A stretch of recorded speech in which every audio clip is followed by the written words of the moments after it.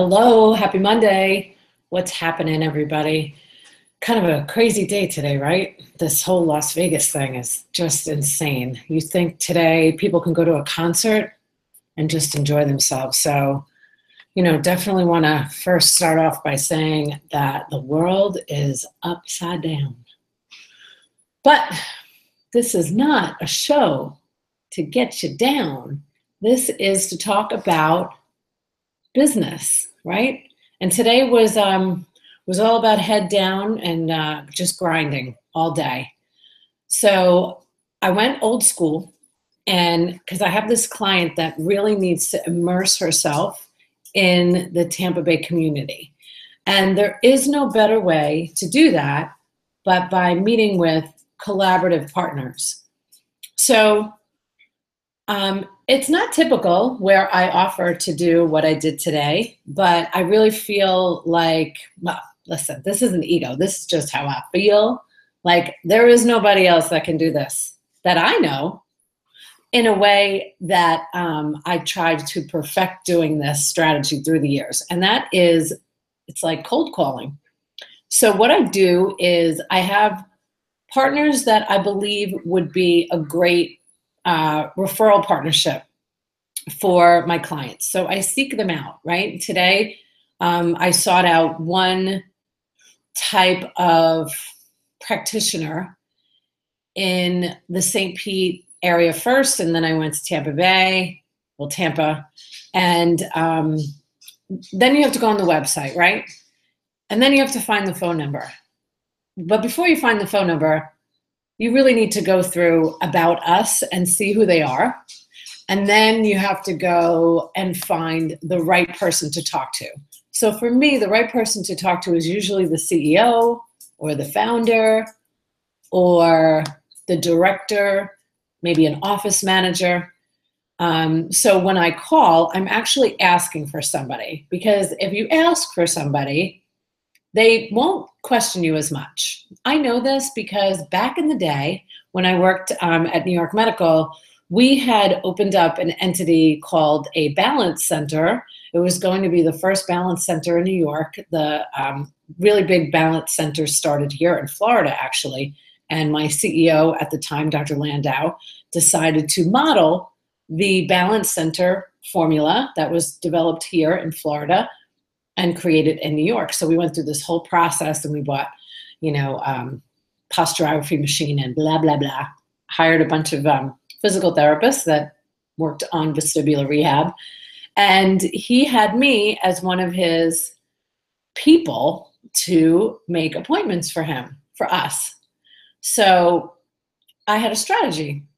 I always sounded like I was very authoritative when I called, so I wouldn't be questioned. So I would just get right through to the person that I needed. And not everybody really has that skill. I'm always thinking about who's answering the phone. Who's answering the phone? Well, it's a receptionist, a front office person. It's usually not the owner, right?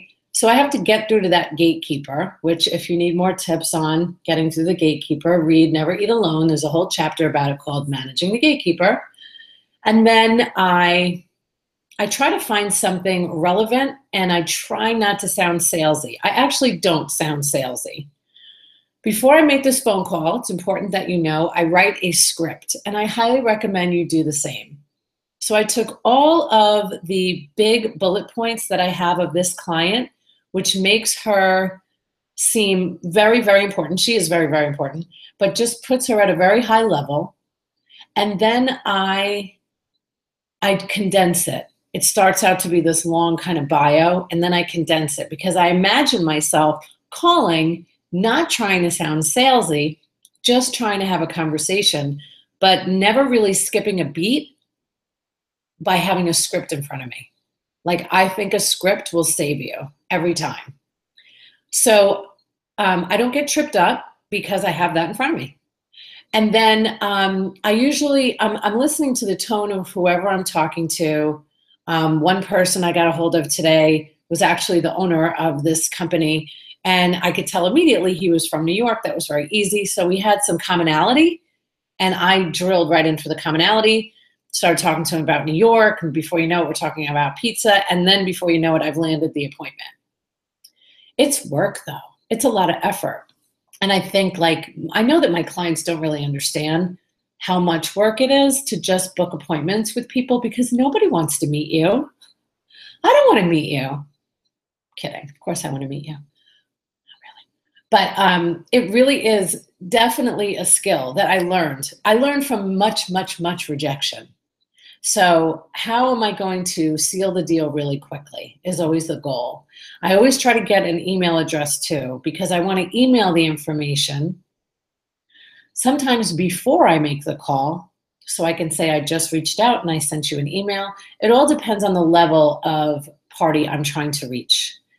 So I think you really need to be strategic when you are trying to make collaborative relationships happen, especially when you don't know them. All right, so I booked one appointment with somebody I knew, okay? Now, but I only had 2 dates available, so I had to really make that happen on the 2 dates. It was easier because it was a soft introduction to somebody else because I know that person. So I really stress out doing this. I gotta say, it's 6:35. I just finished my calls, my emails. I started with a script. I started at 10 o'clock this morning. I was only supposed to be doing it for a half day. And will my client even believe that that's what I did? I don't know. That's my son's phone ringing. I'm hoping he comes out and grabs it while we're doing this vlog. So anyway, that is what I try to do. I try to make sure I'm always super friendly. I try to make sure I am concise. I usually ask for like a 7-minute meeting, but I knew that that was a little out of control. It would be at least a 15-minute meeting. And I make a note in the email that I know that their time is valuable and I appreciate it.